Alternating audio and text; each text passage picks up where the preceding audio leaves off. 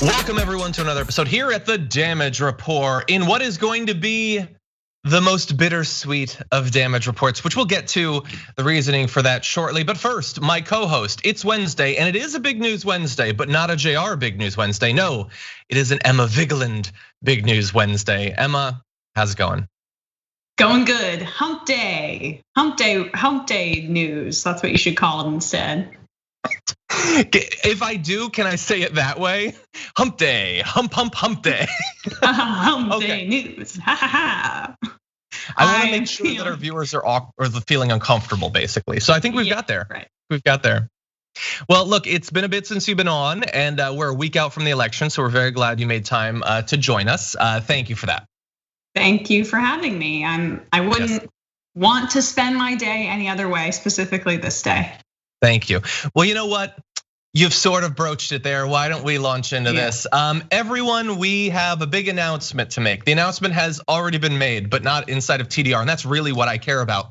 So Emma, you have been on the show many times. You've served as a co-host many times. You've been working for TYT for a number of years. What's going on? Today's my last day. I am moving on to join the Majority Report and Sam Cedar as co-host and a producer. I am super excited about this opportunity, but I don't want to, I don't want to cry actually. TYT has meant so much to me. I wouldn't be in this industry if TYT didn't take a chance on me. I'm the luckiest person in the world to have worked with wonderful people like John and Jank and Anna and JR and Brett and everybody behind the scenes too. And John, start talking. Yeah. Okay, I will.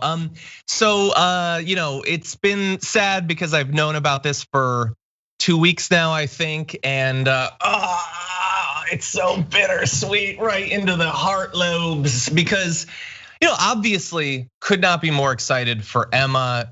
Being a co-host of Majority Report is gonna be amazing. You are gonna make Majority Report 300% better by you transitioning there, so that's awesome. Just you having more screen time, a bigger platform is not only great, but it's as deserved as anything has ever been deserved. So obviously very glad, but I'm not going to pretend that, that this isn't, this is kind of devastating for me personally, for TDR, for TYT. We love having Emma on. I've made that very clear in the past. I'm gonna probably reiterate a lot of those reasons spontaneously in a minute or two. But so it is bittersweet. It is both bitter and sweet. That's what you've given us, Emma. Yeah, no, I know it's sad, but it's okay. It's okay. You know what? If there's some residual tears later on during the news, people are just gonna think, hey, it's 2020, so don't even worry about that. Let me just say brief. These people at TYT are authentic. They're great. They're in LA. I'm in New York. It was just a perfect marriage for me to join Majority Report, so I could build something here where I'm from.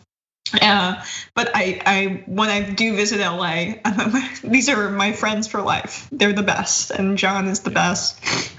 And I'm so grateful to have had the opportunity to work alongside you guys for as long as I have. So that's how I feel. And you successfully got me to cry. Congratulations, John. Thank you. That's all I was hoping for. No, the honor is ours. Obviously, you being all the way in New York is difficult. There's really no situation at TY. Like we have people who work in other areas, but not generally talent that work in other areas. And so that obviously has been hard. So it makes perfect sense in that way. But let me just really fast say, obviously, I've gone on at length a bunch of times about why I have so much respect for Emma and how much she's grown and evolved and become so amazing over literally just like 4 years or so. But really fast, you mentioned there that TYT is authentic. I think you said that your friends at TYT are authentic. But see, that's the thing about Emma, is that I think authenticity is one of the most important values at TYT, and I would argue that she has capped out on that. Like Emma's not only smart and hardworking and all of that, but she's brave in a way that a lot of people aren't in media.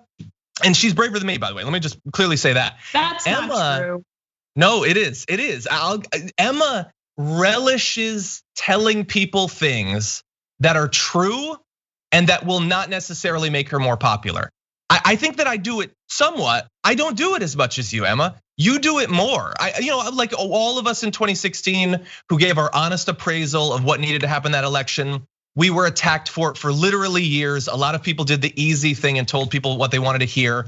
But you have just done that more and more. You are willing to take on cults of personality and grift cults and all of that. And you have a lot of great qualities, but your bravery and willingness to do that when it could potentially hurt your audience in the future, I think is one of your greatest qualities. I really do admire that. Thank you. I mean, there is not a smarter person, not a nicer guy, not a better friend than John, and there's no one more deserving of success. So I am going to constantly plug TDR until the end of time, and we're. Not too much is gonna change. We're still gonna be in contact and texting and talking about stupid pop culture things and movies. And I'm gonna visit. I just have to because I love you guys too much. We're gonna be doing even some of that pop culture stuff a little bit later on. Maybe we'll be lucky enough. I don't know what your contract is like, but maybe you can come and do a game night with us or a common room or something like that. But really fast, in addition to all that I've said, Emma's been here for like more than 4 years now, and Emma has been a ridiculously important part of this period of TYT. She's grown a ton. She's turned Rebel HQ into this massive thing that I at TDR always have to be watching and worried about because it could be coming for me. And by the way, Adrienne Lawrence is gonna be taking over that. We're gonna have her on the show and talk about that and all of that, the future of the channel. But it's really important to me that people know that while a lot of people have transitioned from TYT to other things, they have not always done so on the best of terms. But Emma's leaving on literally the best terms ever. And it would really, like, I can't speak for you. I don't know. It's important to me though that people know what you were for TYT and how important you were and all of that. And so I decided to reassure you, to make sure that nobody forgets that you were here. I wanted to reassure you, and I'm gonna do it in the language of your people because Emma's a jock through and through. So I asked for a little bit of advice from Brett, and we came up with an idea. You didn't tell me you were going to do this. You said this was not in the rundown. Well, I'm adding it. It's a last minute addition. So we're going to be retiring your jersey here, and just no one in the future of TYT, as long as I'm here at least, is gonna be able to have the name Vigeland or the number 12. You gotta choose a different name, a different number, deal with it. And you know what, I think I'm actually gonna put this back here for the show today. We're just gonna break a few things, but she's gonna be a part of this thing.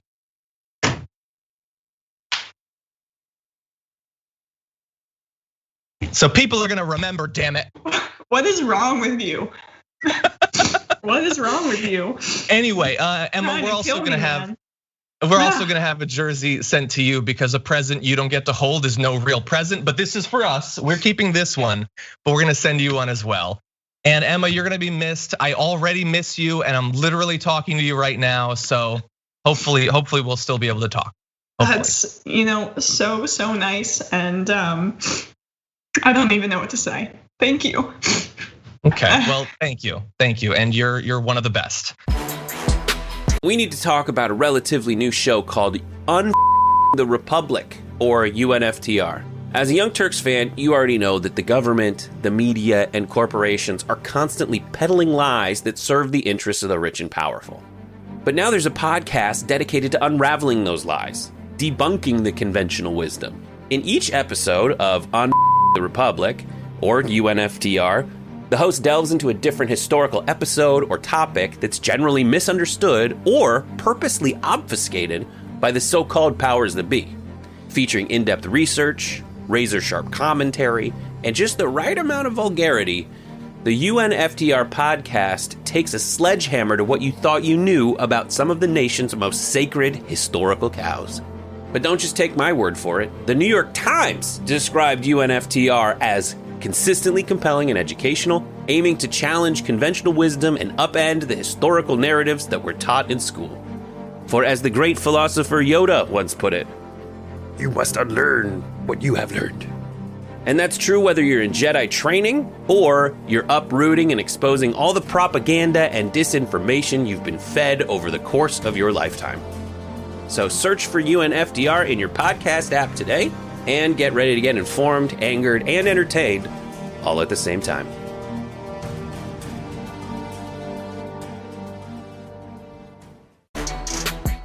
The national super spreader tour continues. Donald Trump's closing argument to the American people: I will give you COVID, and he did what he could. And let's see what he had on offer for his rally audience yesterday. He had this little update on his strategy for the pandemic. We will vanquish the vaccine, and we will get rid of this whole thing. We will get rid of this virus. It'll be you watch. It's going to happen very quickly. Okay, I don't know what vanquish the vaccine meant. I assume it was just misspeaking, the sort of thing that people do. And because Donald Trump is always so understanding of other politicians who misspeak from time to time, I'm gonna give a pass on that one, Emma. He just misspoke about vanquishing the vaccine. Doesn't he kind of seem like he already knows that what's gonna happen? I mean, look, we all know they could contest it in the Supreme Court.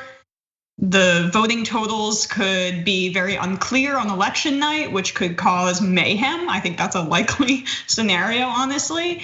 But he doesn't even have the same energy when he goes to his rallies. Like, this man, he knows it in his bones that he is not gonna get enough votes, most likely, knock on wood. Doesn't that seem like the case to you, John? That's kind of the vibe I'm getting from him. Yeah, it's a very sort of defensive vibe. He's literally a bit lower energy, potentially from the COVID thing. Low energy Don. Low energy Don. Low energy. He's got low D. Low D. Sorry, there's medicines that'll deal with that.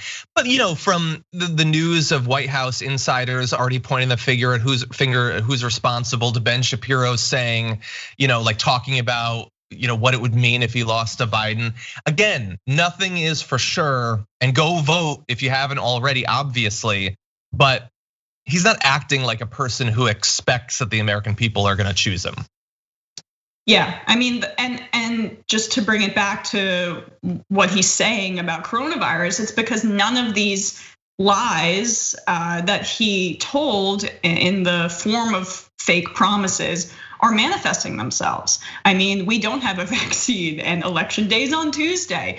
We haven't eradicated the coronavirus. It hasn't magically disappeared. It didn't disappear when it was Easter. It didn't go away over the summer. And now it's as bad as it's ever been, directly because of his strategy of ignoring the virus, downplaying it constantly like a PR stunt, and not being a leader. And people are connecting those dots. There's no way to just blow past COVID-19 because it's affecting everybody, and it's the daily reality paired with the economic depression that it's caused. So he can't do his normal, I'm just gonna change the conversation to Ted Cruz's dad killing JFK, or Hunter Biden's laptop, which, by the way, the right-wing media machine here, the propaganda apparatus, seems to be a little bit broken. That story makes no sense, and it's not connecting in the way it did with Hillary Clinton. So a lot of things are going badly for him. He can't use his usual tactics because in times of crises, people want a leader, which he's incapable of doing fundamentally. Yeah, I think part of it was that they spent more time on the Hillary thing, but a lot of it was just, I think there were a lot of people who were ready to believe whatever bad thing about Hillary. They didn't like her, they didn't trust her for some good reasons and some BS reasons. And so that was the skeleton that you can graft any number of conspiracy theories on. But with Joe Biden, in the words of Kayleigh McEnany, he's warm, he's funny, he's a man of the people or whatever. And so it's a little bit harder to get these conspiracy theories to stick, especially when like your point man on them, Donald Trump, he has no idea what the theory is. Like, to hear him talk about this Biden laptop thing, I don't know if he thinks that like he's got like a pirated copy of Fallout 76 on it. He has no idea what the story actually is. So regular people really aren't going to eat that thing up. The one area I wanted to correct you on was you implied that the the vaccine wasn't gone by Easter, it wasn't gone by summer. I don't know exactly what day it was gone, but apparently it is gone because the White House's Science Policy Office today ranked ending the COVID-19 pandemic as on the top of the list of Donald Trump's top first-term accomplishments. So I guess it did end. I apologize. I guess I messed up because I didn't cover that story when it ended, but I guess it's over because that's what they said he did. Well, you did mess up because you meant to say COVID-19, but you said vaccine like 3 times. So just correcting you on your own program so people know that no, you literally get off my network. You misspoke. So what a loser you are. Okay, I'm gonna vanquish this vaccine any moment. Anyway, the truth is that the country set a new record of 83,000 cases in a single day, and the 7-day case average is now hovering around 70,000 cases, more than at any other time during the pandemic. Over. We've rounded the corner and oh God, there's virus over there. Anyway, over 42,000 people are now hospitalized with COVID-19, like right now. Like as I'm filming this, was that half the Rose Bowl filled up with people who are in the hospital as a result of COVID-19? He's done. He's ended it. Ugh. I don't know. Maybe it'll work. I don't know. So like North Korea-esque. Exactly. He also doesn't go to the bathroom. That's what they say on the. He doesn't defecate. He can go to the bathroom wherever he goes because he wears big boy pants. But anyway, we're not going to talk about that anymore. I'll let Francesca convince you next Monday. So let's talk about one other area of this. Donald Trump's closing argument in this campaign. He's had one group that he's really for the past few months tried to focus on, and that is suburban women. And he's got maybe one last pitch for them. And this campaign messaging is coming to you via the 1950s. Here he goes. Because women, suburban or otherwise, they want security. They want safety. They want law and order. They have to have law and order. And we're gonna do great. And I love women and I can't help it. They're the greatest. I love them much more than the men. Much more than the men. So I'm saving suburbia. I'm getting your kids back to school. Get your kids back to school. And you know what else? I'm also getting your husbands. They want to get back to work, right? They want to get back to work. We're getting your husbands back to work. And what is going on? Yeah, is this Mad Men? They love security. Yeah, seriously. I didn't watch Mad Men, so I might be. So John, it's the best drama of all time. Go on. Anyway, better than season 8 of anyway. So they want security. They want their kids to go back to school. I'm surprised number 3 isn't like, I'm gonna give you rosé as much as you want. And then they want their husbands to go back to work. What the F is that? There's like 80 million American women in the workforce. Yeah. They work, and especially, thanks to capitalism, they gotta. So no, they are going back to work as well. It's not just their husbands, you caveman. What the F? I know, and what I love about this constant naked plea to suburban women is like, has there ever been a politician who just says the polling data that his team is giving to him, like very inartfully? They're telling him you need to win over suburban female voters. So he goes on the stump and goes, suburban women love me, do it. I mean, you usually have a little bit more finesse than that, but he just says what his campaign team is telling him. You need to make inroads with suburban women, and then he goes on the stump. Why don't you love me, suburban women? I mean, you would kind of have to first make the appeal to them instead of just calling out that specific demographic. Yeah. And that's, I don't think that's the only example of what you're talking about, where he's given like a couple bullet points, like, oh God, we really need to join to get this group.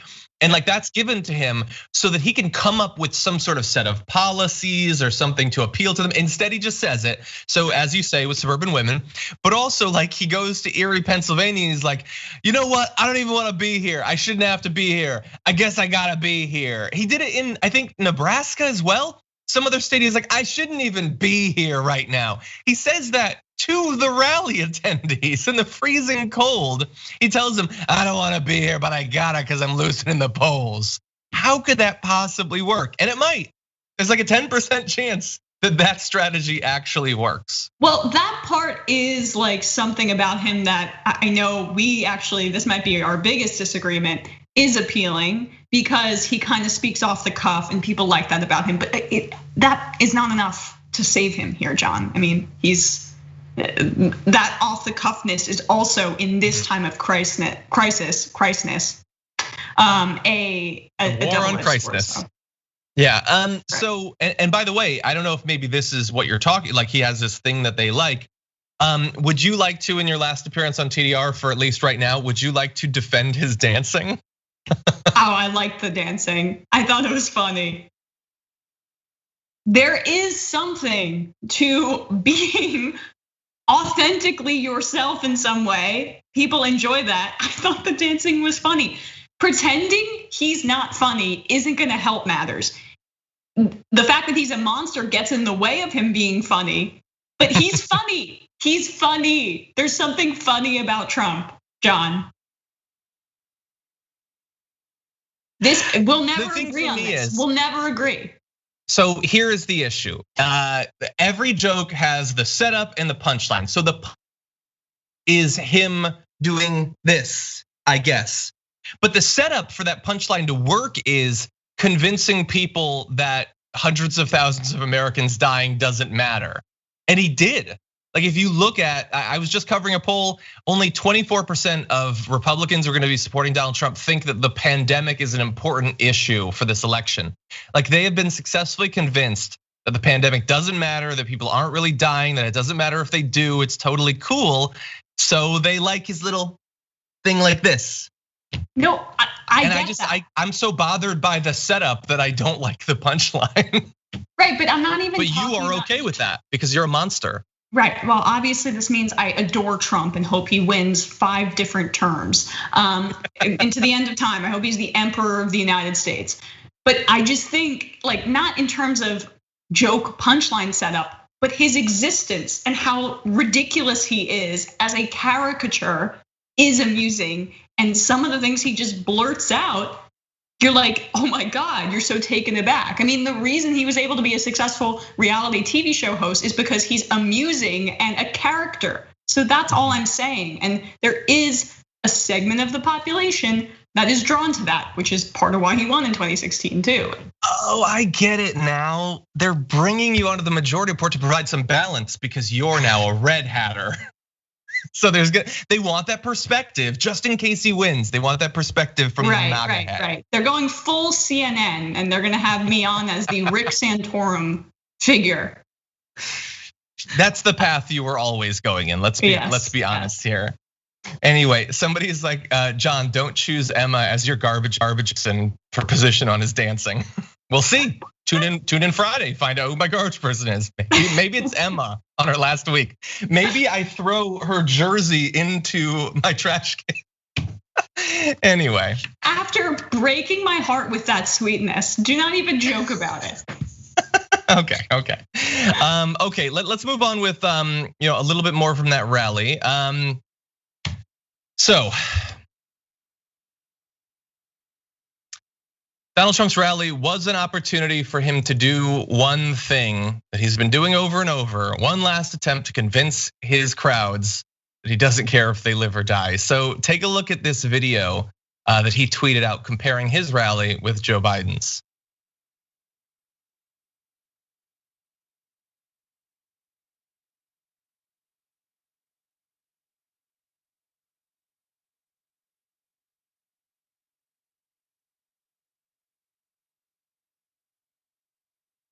Okay, so now we had to take the music out of that. You should understand that the music they were playing in the video was Fortunate Son, which is a Vietnam era song, an anti-war song about how regular low and working class Americans had to go and fight and die in Vietnam. But people with economic and political power were able to get their fortunate sons to not have to go.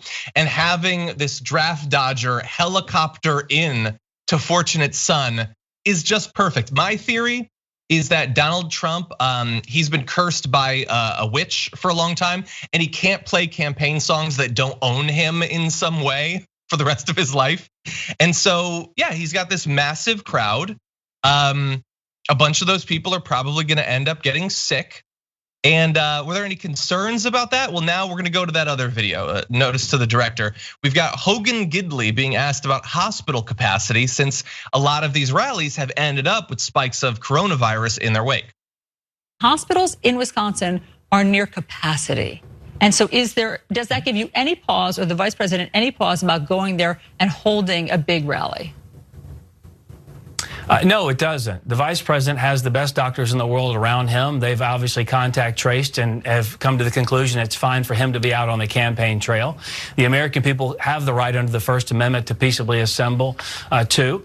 The fact is, we are seeing some good news about coronavirus. Okay, so that I think is the ultimate Trump campaign message. Like, she asked, are you worried about the fact that people are getting sick after these rallies? And their answer is, no, we're gonna be cool. We've got doctors, we'll be fine. He didn't even apparently think about the fact that we're not talking about you, you big idiot. We're talking about the regular Trump supporters that are gonna get sick and go to the hospital and die as a result of it. Man, that is tone deaf. That is Kardashian tone deaf.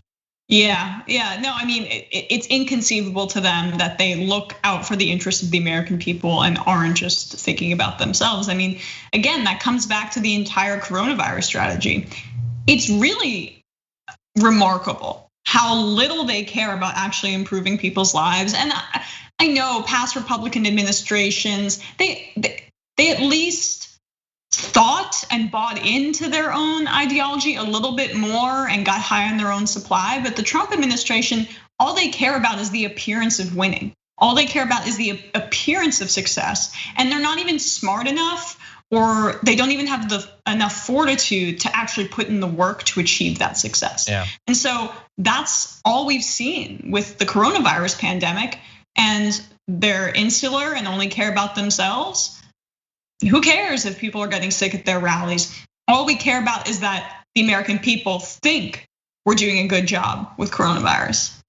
Yeah, and generally they're better at hiding the fact that they're only worried about their own lives. And Emma's not gonna know what I'm talking about here, but we have a theory. It's the Dr. Johnny Bananas theory, and it's that Donald Trump and high profile, high power Republicans are always gonna be protected from the consequences of everything, including things like COVID, because they get experimental monkey medicine that'll protect them from it. That's why he recovered so fast. That's why they're gonna be just fine.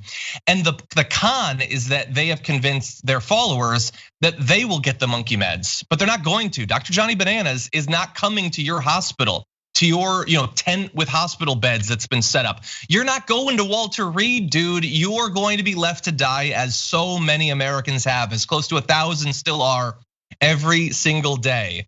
And unfortunately, Dr. Johnny Bananas, that con has been working on the American people for some time. Hogan Gidley just sort of made it a little bit too obvious there. But anyway, if that wasn't clear enough for his rally goers, that you have a First Amendment right to go and then get sick, and we're not going to do anything to stop that from happening. If COVID isn't bad enough, they've got a new way that their rally goers can die, and we found that out immediately after yesterday's rally, with NBC News reporting that hundreds of President Donald Trump's supporters were left in the freezing cold for hours after a rally at an airfield in Omaha, Nebraska on Tuesday night, with some walking around 3 miles to waiting buses and others being taken away in ambulances. According to dispatches from Omaha's police department, recorded by radio communications platform Broadcastify, at least 30 people, including the elderly, an electric wheelchair user, and a family with small children were among those requiring medical attention after hours of waiting in the cold. One officer advised 8 to 9 elderly people. They said that there was an elderly party who was frozen cold, unable to move, with an altered mental status. Another officer over that communications thing said that they had an elderly male down. So they just either didn't plan well, didn't care to plan well. And so some of their rally attendees had to wait for hours and were literally being treated for hypothermia after Donald Trump had jetted away from that airfield. Is that not the crystallization of everything we've been talking about there? I mean, I don't even know what to add to that. Yeah, they don't care. Like, they don't care. And it's not just Trump. Mitch McConnell is adjourned. He's done. He's good. No aid, nothing. You know what? And the thing I said this on the show yesterday, it's one thing to not care about helping the American people, but he is revealing to us how sure he is that it's not going to impact the election, at least as far as he and other embattled Republican senators are concerned. Like, he doesn't even need to pretend to care. He doesn't need to give a sham, tiny, ineffective aid bill. He doesn't need to do anything because they have set up a system where they feel like they can win no matter what, even if they leave people to suffer and die in the worst domestic catastrophe that we've had in our entire lives. Well, he is running against Amy McGrath, so. Yeah, that helps. That helps. Not too many weeks ago, we found out about the fact that at an ICE facility, a number of women were treated completely needlessly, indeed non-consensually, with operations up to and including complete hysterectomies. Some of those women were then deported out of the country before they could have any sort of legal proceedings having to do with these surgeries that they didn't ask for. And now we're finding out that the number was actually higher than we originally thought. There's some great reporting over The Intercept on this. I want to give you just a few standout statistics from it.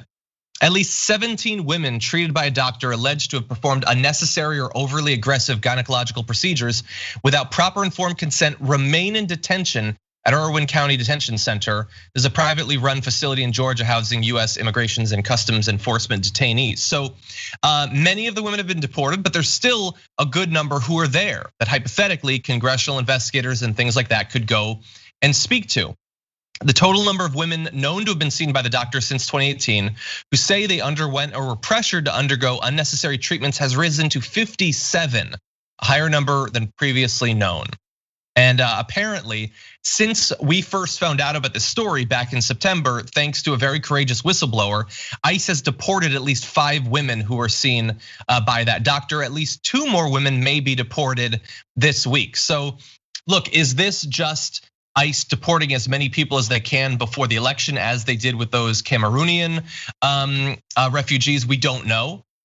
Or is it them trying to get rid of potential witnesses that could testify during congressional investigations? I don't know which of those it is. Both are horrendous, but I am glad that we are getting additional information about this incredibly tragic story.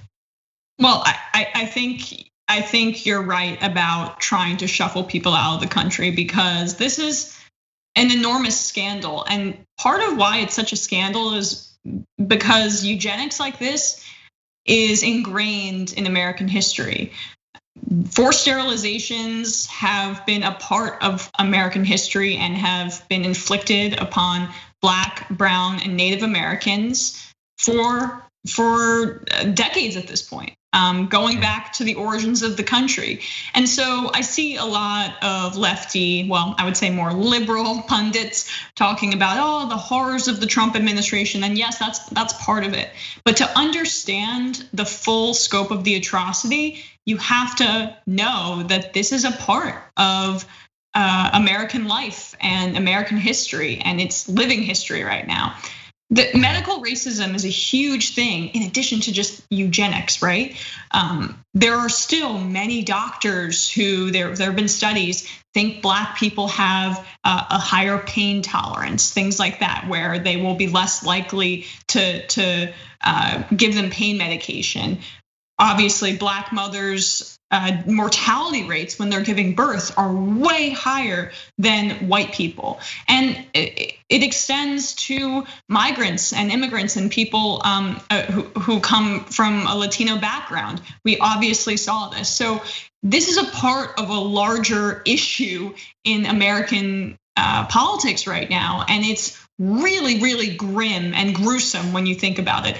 As a woman who wants to have children someday, the thought of thinking I was going to a doctor for a regular procedure and to have part of my uterus taken out and to be unable to have children, that is so violent and gruesome to think about. I mean, it makes my blood boil. And I cannot believe that this was done, or I can believe it. But it's so angering to know that this was done on a mass scale. Yeah, to that point, let me read you one of the worst graphics that I think I've ever read on the show because of one particular part. So the Intercept spoke to one of these women, Eurydia, who was deported 3 days after undergoing an operation she said she did not comprehend, did not consent to. She was dumped into Mexico, not knowing what happened to her, still bleeding, wondering if she still had a uterus, according to her attorney. And that's our government. That's what they left a woman to suffer and potentially die. We're a shining beacon of light. We're a city on a hill. We're a city on a hill, John. Yeah, we're just a force for good in the world. And that's why we should invade all these other countries, right? Because our morals are so in lockstep with Jesus here at home. Thank you, Mike Pence and Donald Trump and the whole Republican administration for pretending like the United States is better than other people. No, this is what we do. This is who we are. Yeah, and my hope is that something is gonna be done about this. The story got a good bit of traction immediately, exclusively on centrist to left media. The right didn't have a problem with this whatsoever. You didn't see a single pro-life person saying, hey, wait, you can't just rip someone's uterus out without them saying you can. For some reason, abortions are the most important political issue anyone could ever imagine, but stealing uteruses is not a big deal. But it is also a time of a lot of news happening. And so my fear was that nobody's really on watch for this sort of thing. It'll be a big media story and then everyone will move on. Now, hopefully that's not happening. Last Friday, 8 members of Congress, including Representative Ocasio-Cortez, Omar Tlaib Presley, sent a letter to United Nations High Commissioner for Human Rights, Michelle Bachelet, outlining concerns about gynecological procedures on women in Irwin. But in terms of Congress doing something to stop it, I mean, first of all, if Tuesday doesn't go the right way, literally nothing will be done. This will expand even more. They'll have even less worry about investigations and things like that. But I hope that someone is on this for when Biden gets in. There's a billion things Biden has to do, but this can't fall by the wayside. That doctor is still out there. That doctor is not behind bars right now. So the tragedy is what happened to the women, but the culprits are still there. All the people who've raped so many women in these facilities and abused them and extorted them and all of that, many of them are still serving right now in these facilities waiting to prey upon more women. And we can't let this just get swept away by the flood of news that comes out every week. Abolish ICE. This organization was not around for a long time.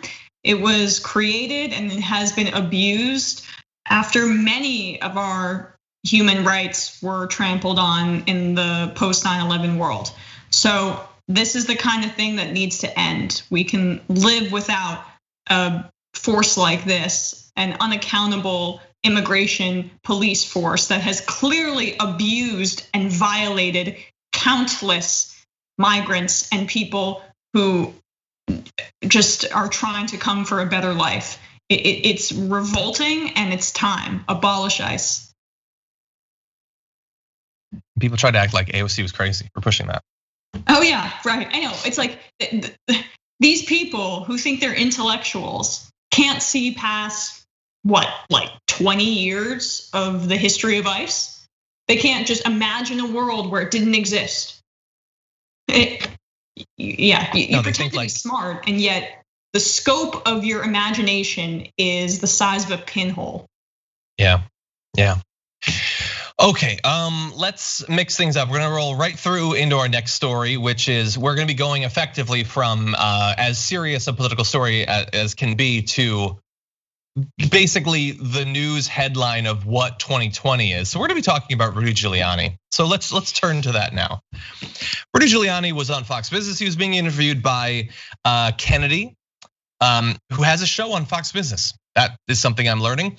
We're also learning about Rudy Giuliani's increasingly fragile and chaotic mental state because he did not respond well to some of the questions and comments and insinuations from Kennedy. So buckle up, hold on to your butts. We're gonna show you a little bit of Rudy Giuliani, including how he responded to a sort of comparison she made to him and Christopher Steele. Some could say that you were acting like Christopher Steele, that you were abstracting information, and because you got to be kidding me. I was acting like Christopher Steele. That's what it sounds like when you look at the people. You better apologize for that. I mean, I've been a United States attorney, associate attorney general, mayor of New York City, and a member of the bar for 50 years. I've never been accused of anything. And you're accusing me of being Christopher Steele? I'm accusing you of That's acting in a outrageous that you would do capacity that based on similar nothing. to Christopher Steele, and that Similar you to were a going crook? back and forth between Similar to an Ukraine obstructor of justice? and the United States. What you are saying is an outrageous defamation of me, of my reputation. Every single thing is here. And I want you to look at it, and then you apologize to me. Look at it. Well, you can come to my office and you can look at it, and tomorrow night you can apologize to me for saying I'm like Christopher Steele. I told you there are underage girls there. There are. I told you there are documents that show that he's getting 10%. There are. There are documents that show that he's getting half of what Hunter gets. There are. And when they're there, I want you to apologize to me because you just defamed me. Absolutely. And that's outrageous because you have no basis for that. I came on your show in good faith to give you evidence that is being withheld from the American people, and I get defamed. That's outrageous. All right. Are you still working on behalf of the president? I think our interview is now over. I haven't. That seems to be confirmation that he is working for the president because he has the exact same relationship to interviewers as Donald Trump is. When he doesn't like it, he just walks away. So that was Rudy Giuliani operating in good faith.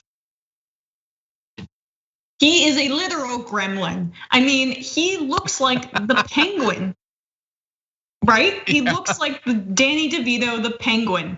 He is one of the most evil people I have ever seen in American politics. He is a caricature of a human being.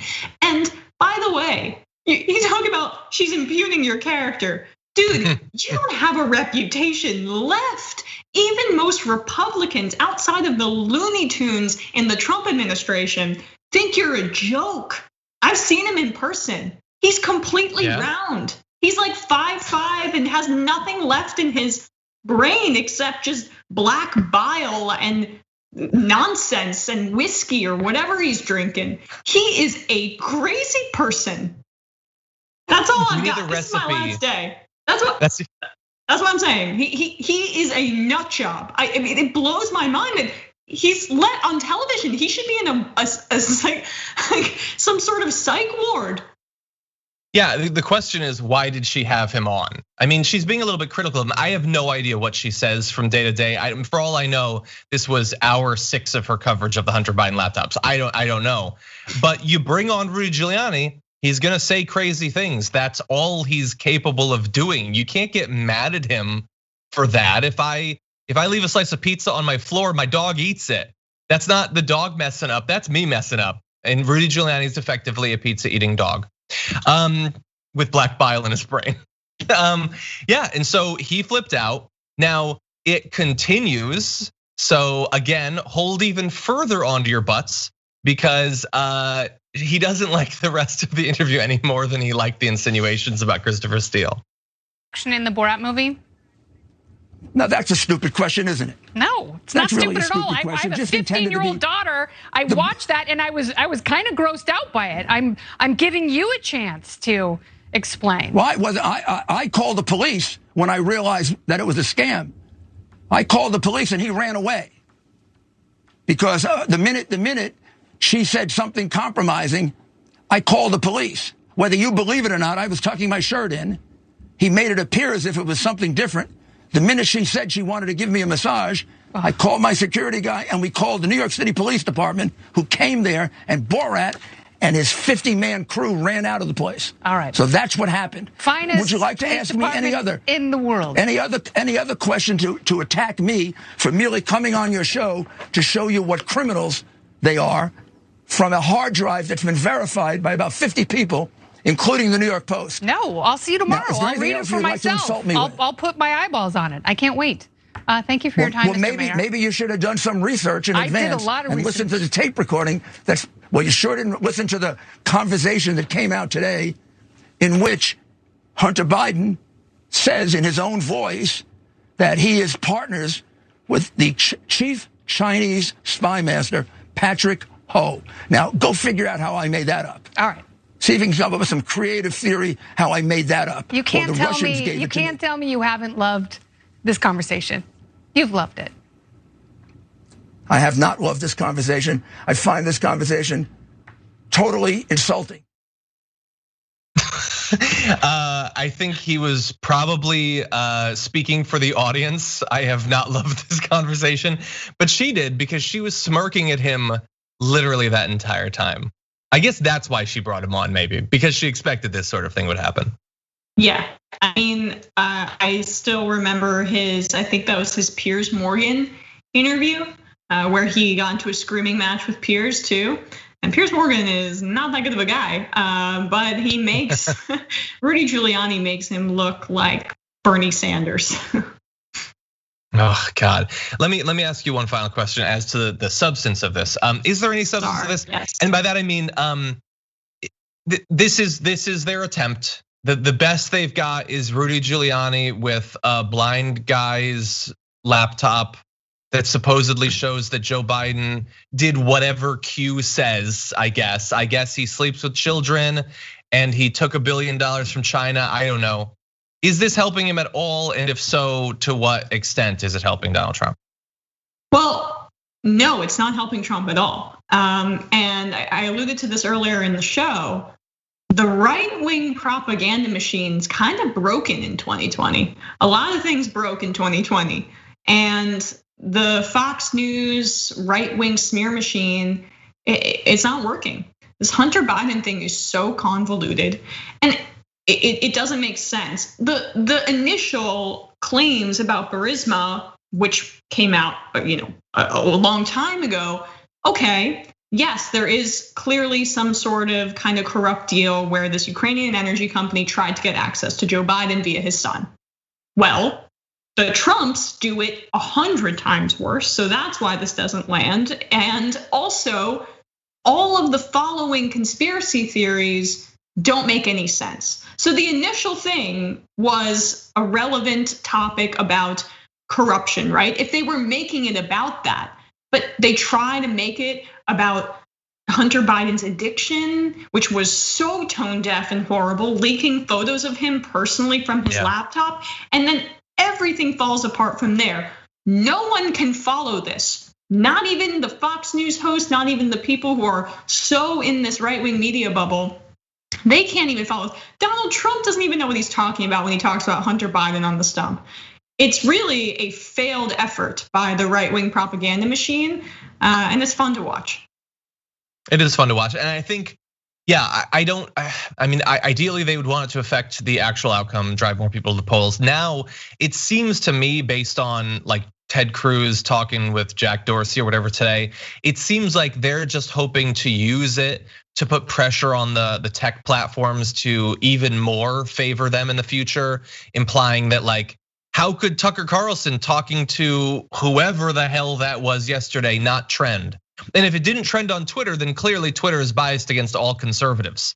So it seems like that's sort of the backup plan. Is it would be great if it got people to the polls. It's probably not going to. Maybe we can at least get Twitter to be nicer to us. I don't know. Man, Giuliani, he thought he was going to be president at one point, and now he can't make it through an interview with an MTV host. Kim Kardashian, a bit tone deaf, admittedly, during the pandemic. She tweeted this. After 2 weeks of multiple health screens and asking everyone to quarantine, I surprised my closest inner circle with a trip to a private island where we could pretend things were normal just for a brief moment in time. And then there are beautiful pictures of people in fancy clothes. We danced, rode bikes, swam near whales, kayaked, watched a movie on the beach, and so much more. I realized that for most people, this is something that is so far out of reach right now. So in moments like these, I'm humbly reminded. I didn't catch that before. It was live. I didn't either. Right? I didn't either. Right now? Yeah. You think about it, a private island because of the pandemic? Me renting a private island is a little bit out of reach on my budget, but maybe next year. Right now, it's like, oh God, I just got so much money, but the pandemic, I'll just sit here with my money. No, that's not why. That's not why at all.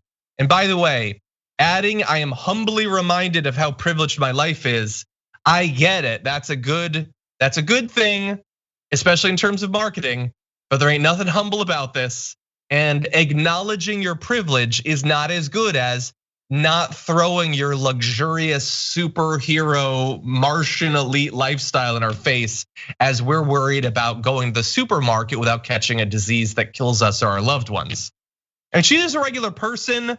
She can do whatever she wants. And admittedly, this is what she is famous for. A lifestyle that's crazy. That's what a lot of people are famous for some reason. I don't know why as Americans we've decided this is what people should be famous for, just being on the beach all the time and being on nice planes. I don't know, but she is the ultimate version of that. And it just strikes me as a little bit tone deaf as we launch into the third part of the first wave of COVID. Oh, a little bit? Yeah, so look, I've been recently feeling a soft spot for Kim Kardashian. I said this to John, he didn't approve. I feel sorry for her that her husband clearly struggles mentally and had some sort of breakdown in public and seems to maybe be continuing that. I feel like she did do some good work trying to release people from prison. And I will admittedly tell you that I used to watch Keeping Up with the Kardashians. I like some trash reality TV. Sue me, The Bachelorette is crazy this season. Anyway, but yeah, this undid all of that. This was so embarrassing for her. What? Totally too. I said, I'm gonna sue you actually. I can't afford a great lawyer, admittedly, but I do have Rudy Giuliani. And so you better watch your ass. Anyway. But you can, but you are saving up for your private island, right? Who needs to save up? Literally the only thing stopping me is this damn pandemic. But anyway, I will say, I would have guessed that you'd watch Keeping Up with Kardashians. I will say that I too watch trashy reality, not that trashy, but I've recently restarted rewatching American Chopper from like a billion. Did you ever watch that? No, what is that? It's a reality show about this group of guys that make custom motorcycles and fight with each other a lot. Oh, that's fun. It's good though, it's good. Wait, but anyway, I just have a quick thing because we're having fun. Oh, sorry, what? Did you have something else to say? No, what's up? Did you ever watch Pimp My Ride?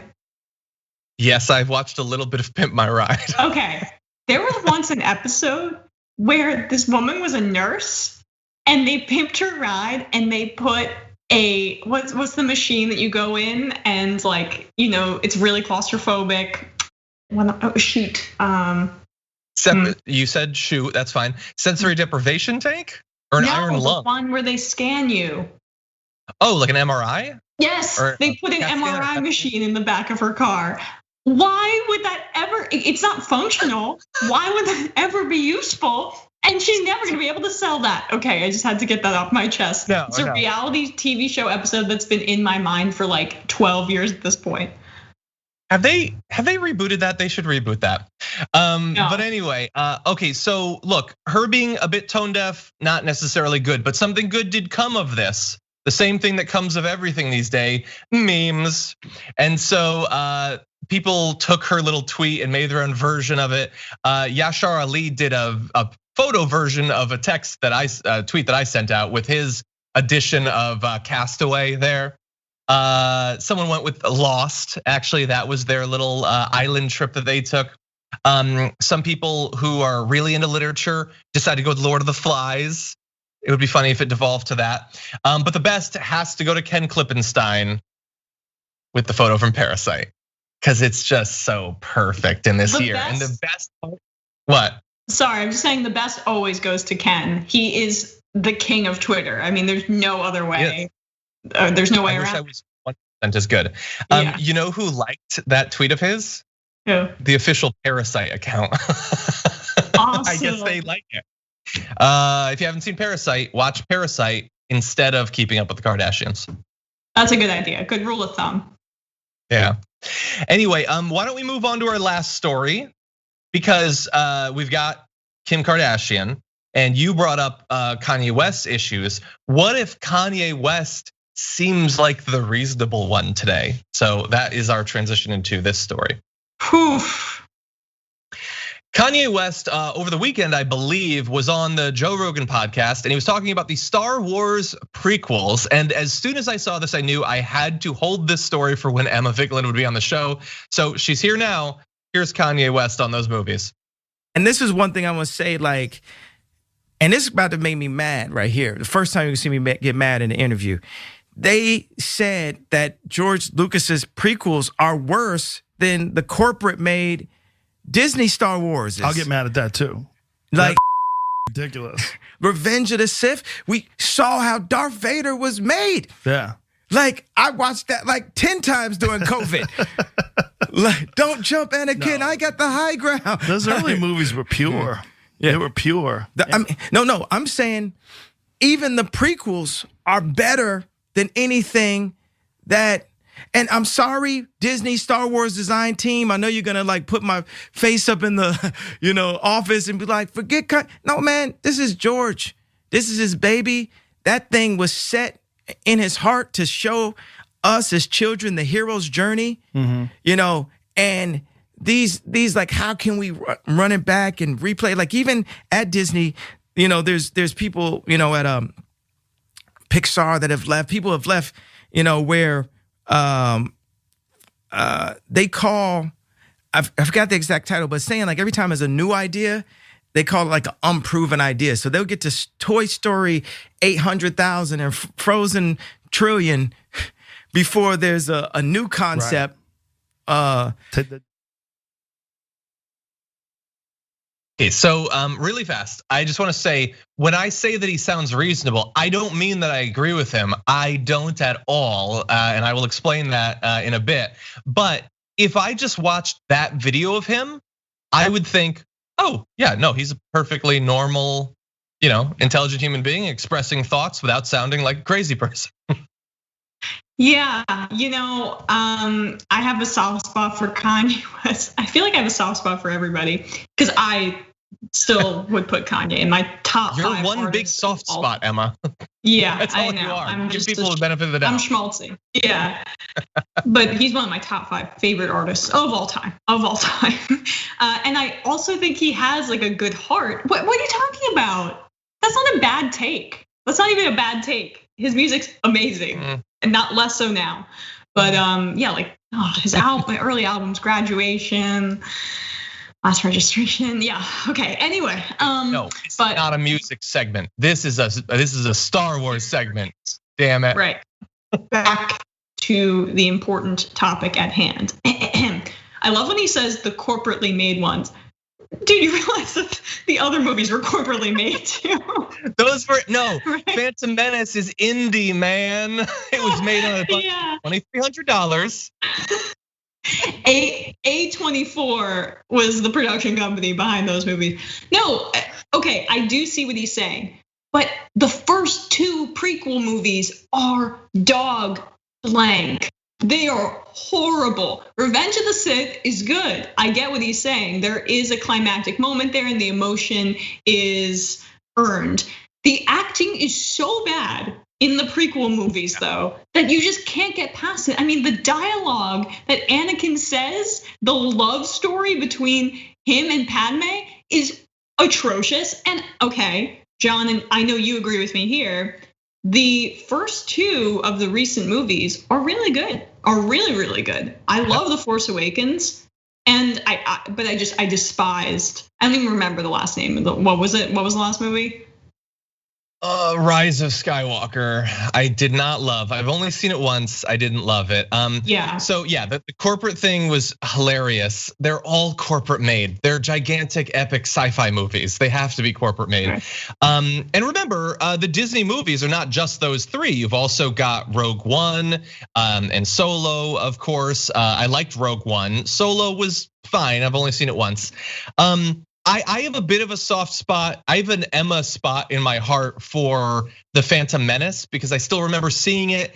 And the movie's got some issues, admittedly, but it's got among the best lightsaber fights ever in a Star Wars movie. Darth Maul was a great villain. When that second blade comes out, you gasped. You did. Oh yeah, no, and I still remember watching that as a kid. When he gets chopped in half and tumbles down, I was like, how did they do that? One part of him's here and the other part of him's there. This is you discovering CGI in real time. Yeah. But anyway, the second prequel movie, no.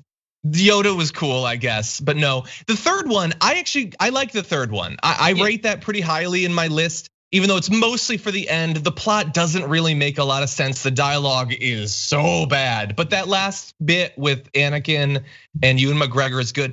Honestly, those movies are kind of saved just by Ewan McGregor being charming. Like it makes up for the bad acting and dialogue and all of that. He's just kind of a charming guy. Yeah, it seemed, well, McGregor had experience as an actor, and like all of the other people were first time or close to it. And it seemed like George Lucas just didn't care about helping them as a director. And so he just threw them into the snake pit. But yeah, I mean, the recent movies are good, except I would say Return of the Jedi. Geez, what was the last one? Rise of Skywalker. Rise of Skywalker. That might be the worst one. No. I would still say, no, but it's in the bottom three. Yeah, well, look, I need to see it again, but I will say, and I guess this is controversial. I don't understand how this is controversial. The Last Jedi is great. It is very, very good. I know do you the like casino the thing. Force Awakens or the Last Jedi better? Yes. I like the Force Awakens better, but I like the Last Jedi a lot. I probably like the Last Jedi more, but the Force Awakens is so clean and it's so good. But the Last Jedi's got great lightsaber fight with Kylo and her. That was amazing. That last assault at the end was so good. The battle between Kylo and Luke was great. There's just so much that's good there. Like all of the nerds who watched it and worked so hard to hate it, it just made me sad. Made me sad. I get it. You only want white males in your movies. I get it. But like, it's still good. Just pretend that Rose is a white guy. And it's great. Well, what I loved about that movie is that they took risks and they were like, no, maybe Rey is not related to anybody. And it isn't passed down via this divine birthright bloodline. And then JJ Abrams takes over the last movie and just undoes that. And that killed me because that was a really cool aspect of The Last Jedi. I mean, I saw the last movie, I went to the midnight premiere. I lost my wallet that night, by the way. I think it was stolen out of the theater before the pandemic, when we went to movie theaters. I was so angry leaving that movie. It was the biggest letdown ever, but anyway. Yeah, anyway, so look, Kanye, maybe if he just sticks to pop culture critique, I think we could reintegrate him into this whole thing. Right. I don't agree with him about the prequel movies or the corporate nature of these movies. I think that Disney is doing a very good job. Disney's bad in a billion different ways, obviously, but they also made The Mandalorian, so maybe they're not terrible in this area necessarily. And next time you come to LA, by the way, if the pandemic's done, we're gonna go to Disney and we're gonna do the Rise of the Rebellion ride together. That was one of the coolest things I've ever experienced in my life, and I've been all over the world. Oh yeah, I'd love to do that. That'd be fun. Yeah. Okay, well, that's gonna happen. 3 years when the pandemic's mostly done. All right, book it. Nice. Okay, Emma. I guess that's all the time we have with you for now. Thank you for coming on the show on your last day. I really do appreciate it. Are you kidding me? I wouldn't have wanted to spend it anywhere else. Thank you so much, John and Brett, for that really thoughtful gift. Obviously, you saw how much it touched me, so. Yeah, everyone. Thank you. We're gonna see if we can do that. Follow Emma on Twitter. Go track down the Majority Report wherever it is. On that, I just want to give one caveat on that though, because I saw a super chat from Chris Chiata, who said, "Careful, John, Dragon Squad is flying to the Majority Report. Hashtag Sammy and the Vig. How dare you? How dare you? Dare you?" No, I will only be the second leg of the Vig in this scenario, right? Okay. There you go. Yeah. Well, anyway, thank you again. And very excited to see your work going forward. Going to be following very closely. Thank you again for joining us. Thanks so much. If you've been paying even a little bit of attention to the news over the past few years, it's probably clear that America has a problem with domestic extremism, radicalization online, and a lot of it is coming from the right. But it's not just an American problem. Many other parts of the world are experiencing something like what we've been experiencing, and perhaps we can learn something from these experiences. And we've got a great source to do a bit of that learning. We want to talk about the book, In the Homeland, the New Global Far Right, which was released just this week. And we are very lucky today to be joined by the author, Dr. Cynthia Miller-Idriss. Welcome to the Damage Report. Thank you for having me. Very glad to have you on. So look, I've recently heard quite a bit about the spread of certain types of, for instance, conspiracy theories internationally, like something like the QAnon movement, which seemed to start very America focused, is now going online. So this idea that the far right radicalizing individuals in many other countries, I think is relevant to a lot of people here in the US. Tell me a little bit about some of what you found in the research for your book. Yeah, well, the first thing that I think is really important to understand is that this is really a global phenomenon. And when I talk about the far right, which is not a great term, I fully admit, I call it even in the book the best bad term we have available to refer to the phenomenon. But there aren't a lot of great terms. Nobody agrees on these terms across countries, which makes it really complicated. So, but by the far right, I mean, I'm referring not only to the majority of that statistically, which is white supremacist extremism, but also a whole range of anti-government extremism, the incel movement, which is male supremacists or involuntary celibates who lash out against women in violent ways, and even some single actor extremist groups like anti-abortion extremists. So we have a wide range, and a lot of what Americans have seen recently is the growth in, or the more visible growth in anti-government extremism and these militia groups. But the white supremacist fringe has also been growing internationally, and so we've had a 320% rise in right-wing terror globally over the last 5 years. So the things that we're experiencing in the US are very consistent with the kinds of things happening in other countries. So I'm very glad that you started off with definition there, because I find that to be very interesting. So in the different definitions that you gave, the only one that seems explicitly policy based is abortion related. Yeah. So generally, what I assume when we talk about the far right, we're not talking about extreme anti-tax advocates. There are sovereign citizens, right? So you do have on the far right sovereign citizens and seditionists who just believe that they should not have to pay taxes, for example. That exists. But most of what we're talking about are white supremacist extremists, which is a global movement that believes it's a conspiracy theory really called the Great Replacement, believes there's an orchestrated attempt to replace white civilizations with multicultural ones, and calls on young men mostly to take heroic action through violence against that. So we've seen that in the Christchurch terrorist shooting in Oslo in 2011. We saw it in El Paso in this country, in Pittsburgh. We've seen it in a lot of places where these guys think that they're doing a moral thing. They think they're acting heroically to save their people or their race or their civilization or even their nation. And then you have the anti-government fringe, which sometimes overlaps with that, but not always. And the anti-government fringe are folks who believe the government itself is the existential threat and they should lash out tyrannically, against that tyranny. And that's a lot of what we're seeing in the anti-shelter-in-place orders and the protests that we're seeing during the pandemic and in the last few weeks. So you mentioned there the anti-shelter-in-place protests. Obviously, we've had a lot of that here in America. I honestly don't know. Has that been a big thing overseas? Is it still happening? What areas were the strongest in terms of being opposed to these sort of common sense measures to restrict the flow of COVID? Yeah, you've definitely seen it. You even see in Germany, I've seen protests and I did most of my work for 20 years in Germany. So a lot of my research, 2 previous books were based in Germany. And then this book is really more global and a lot of it's rooted in the US, showing how it's in the global context.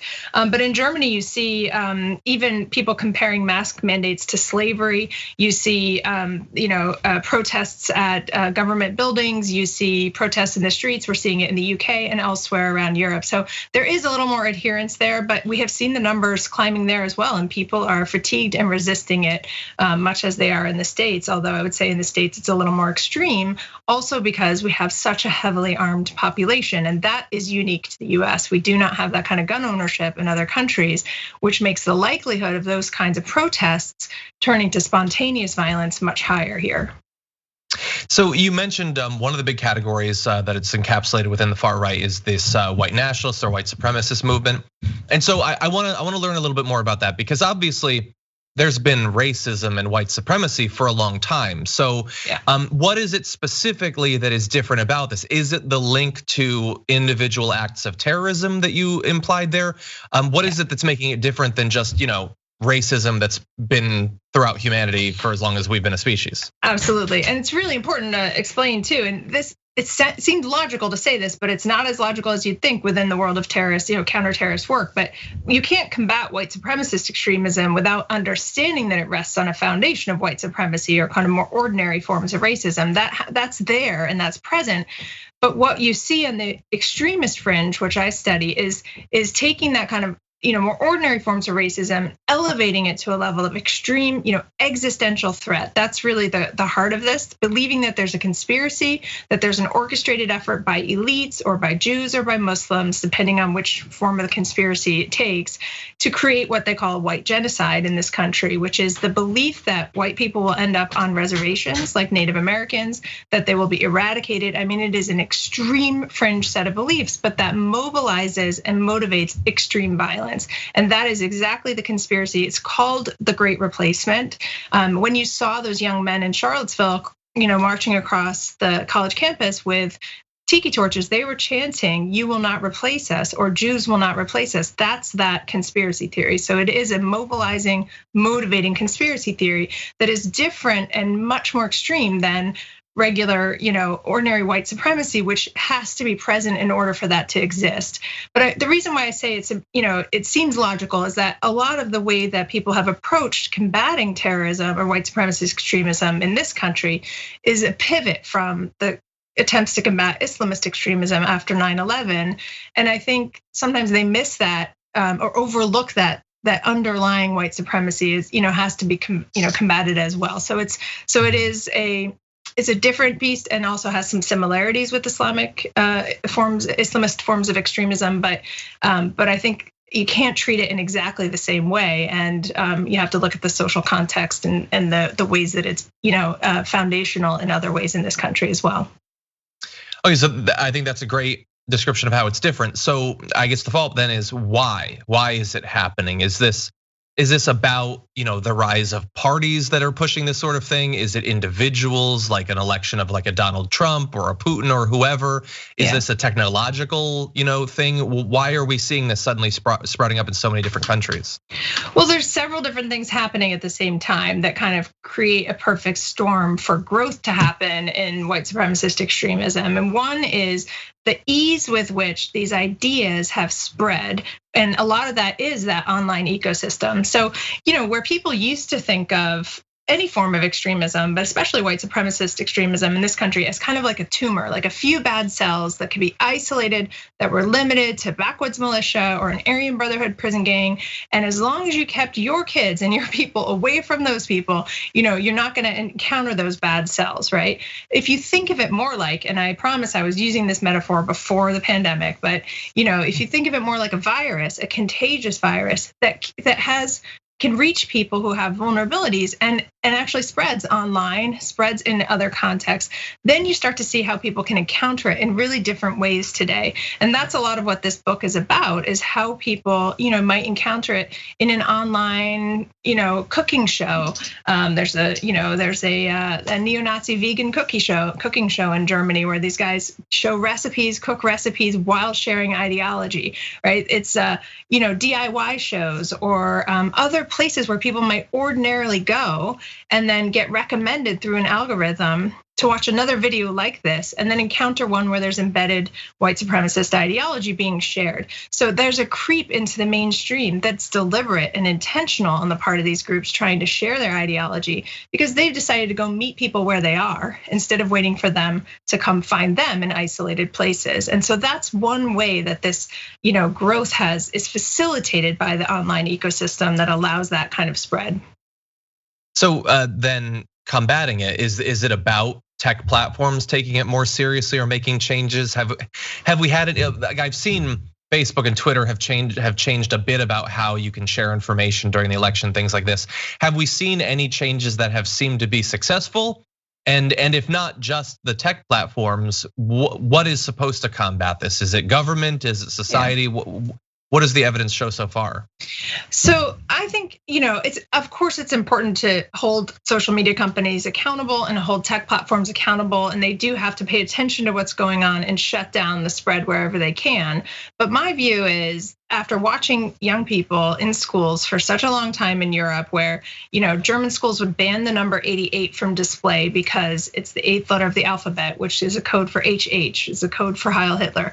They would ban the display of that number, and kids showed up wearing shirts that said 100 minus 12 or 87 plus 1, right? Like there's always gonna be a game playing in a way that makes it even more fun, like binge drinking, right? It's a game playing, coding way that the second you ban something like the Boogaloo as a code, it turns into Big Luau or it turns into Big Igloo. Like there's a constant, and it's like a whack-a-mole situation. Mm-hmm. And so it can't be the end solution to intervention. It has to be part of the story, deplatforming these guys, making sure that they can't raise money in the same ways, cutting off the ways to communicate. But that can't be the fundamental solution. I think we have to address it much more like a public health crisis and try to help people understand what is it like when you encounter, how do you recognize scapegoating as a tactic? How do you recognize online manipulation or propaganda, white supremacist propaganda, so that when your kids or your nephews or nieces encounter it, especially young people I think are vulnerable to this, they know what it is. They recognize that manipulation for what it is and know how to go talk to a trusted adult and steer away from it.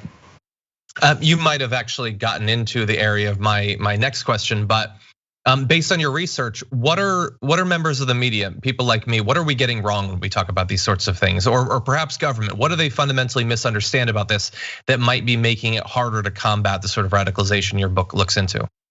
I think one of the things that the government and maybe the media too has focused on very heavily are these questions about how and why, right? How do these groups organize and why are people attracted to it? Those are important questions. But I think if we start to understand it's not only groups that are organizing this, but a lot of self-radicalizing individuals who just kind of encounter this information, I actually think the more important set of questions are where and when people encounter this information for the first time. Where do the gateways begin? How do they encounter them in their ordinary lives, in everyday spaces? And when you start to look at that, and this book looks at the mixed martial arts as a place that's been targeted, at college campuses as places that have been targeted for propaganda and misinformation, at things like online cooking shows or t-shirts that are sold that have slogans like, my favorite color is white, but on a purple t-shirt. So it has that kind of plausible deniability. What does that mean? Is it a racist statement or not? And then that comes walking at you down the street or your friend has it on. What does it mean, right? And those kinds of symbols and those insidious ways that they reach out and connect to people in their everyday lives. I think those are some important questions to pay attention to if we want to actually think about how to interrupt. And so the tactics are important, the organizational strategies are important, the vulnerabilities are important, but that can't be the whole story of how we interrupt it. Well, I really appreciate that. This is fascinating perhaps as it is fundamentally disturbing. The book is Hate in the Homeland, the New Global Far Right, available right now. Dr. Cynthia Miller-Idriss, we really appreciate you joining us and breaking down your research. Thank you for having me.